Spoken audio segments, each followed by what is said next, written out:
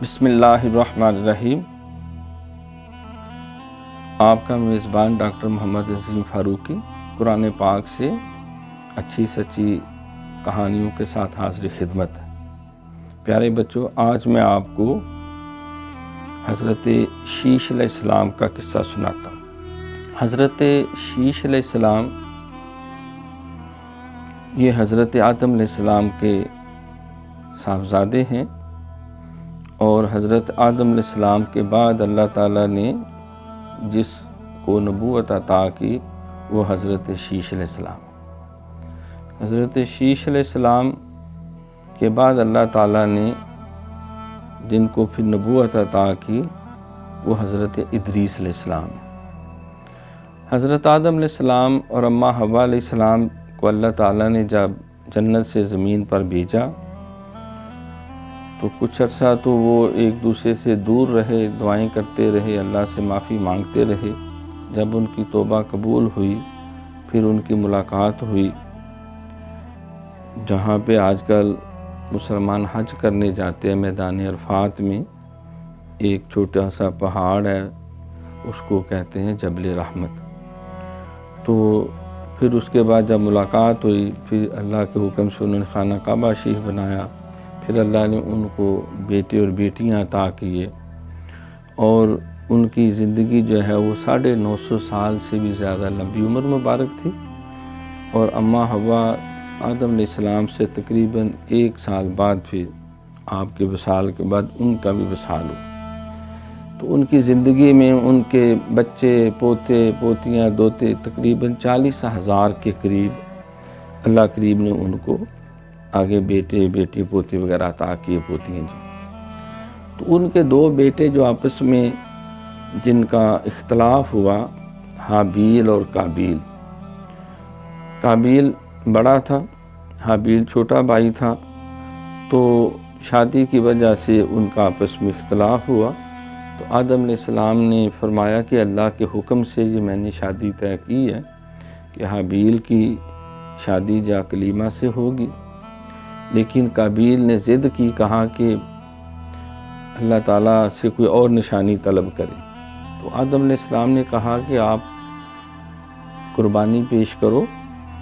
تو حابیل یہ غلہ بانی کرتا تھا، بھیڑ بکریاں پالتا تھا، اس نے ایک خوبصورت سا مینڈا جو ہے وہ قربانی کے لیے پیش کیا، اور قابیل جو ہے یہ کھیتی باڑی کرتا تھا، اس نے گندم 2 پہاڑوں کے چوٹی پہ رکھ دی، تو آسمان سے ایک سفید رنگ کی روشنی اور آگ آئی، تو اس نے آ کر جو مینڈا تھا اس کو ٹچ کیا، اور یہ نشانی ثابت ہوئی کہ حابیل کی قربانی قبول ہو گئی ہے، قابیل کی قبول نہیں ہوئی، لہٰذا حابیل جو ہے اس کی شادی جو ہے وہ اکلیمہ سے ہوگی۔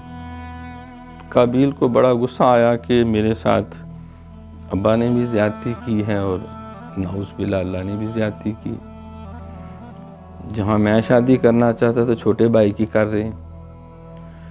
تو جب حابیل سویا ہوا تھا تو اس نے بھاری پتھر لے کے اس کو شہید کیا، جس سے حابیل تو فوت ہو گیا، اور اس کو قبر کھود کے بعد میں دفن کر دیا۔ اسے یہ بھی نہیں پتا تھا دفن کیسے کرنا، اللہ نے پھر کوے بھیجے، ایک کوا اس نے دونوں نے زمین کو کھودا، ایک اس میں لیٹ گیا، دوسرے میں اس میں مٹی ڈالی، تو اس سے پھر قابیل بہت زیادہ شرمندہ ہوا کہ میں تو کوے سے بھی گیا گزرا۔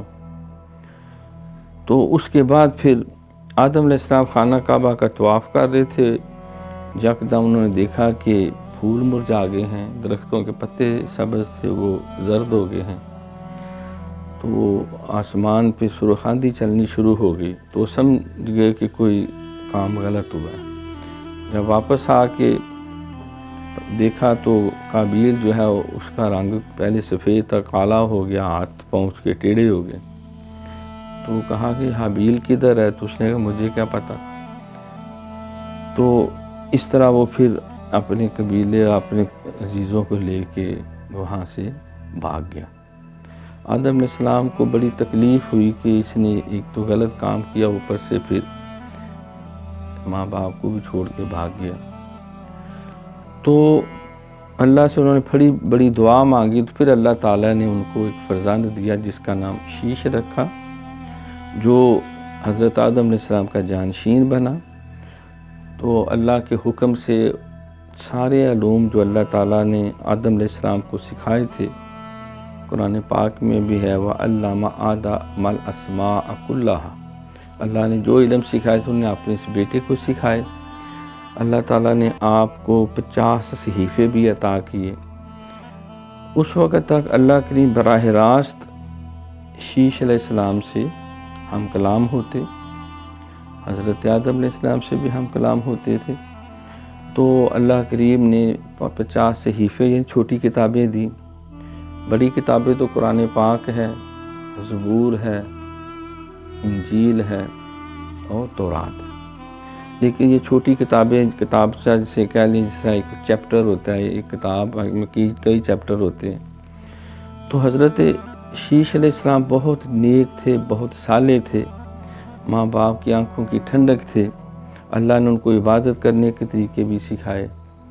اللہ تعالیٰ نے ان کو بہت سارے پیشے کچھ والد سے سیکھے، کچھ اللہ نے بھی ان کو سکھائے، اور اسی طرح ان کو بہت سی زبانیں بھی سکھائیں، ان کو گھر بار بنانا، مل جل کے رہنا، ادب آداب بھی سکھائے، اور ایک معاشرے میں رہتے ہوئے جو بڑوں کی عزت کرتے ہیں، چھوٹوں پہ پیار کرتے ہیں، جو دیگر جو بیاہ شادی کا نظام ہوتا ہے، جو بال بچوں کی تربیت ہوتی ہے، اور جو کھیتی باڑی ہوتی ہے، پھر نماز پڑھتے ہیں، پھر روزہ رکھتے ہیں، پھر حج کرتے ہیں، پھر زکوٰۃ دیتے ہیں۔ تو اللہ کریم نے شیش علیہ السلام کو یہ ساری تعلیمات سکھائیں، اور انہوں نے خوب اس پہ عمل بھی کیا۔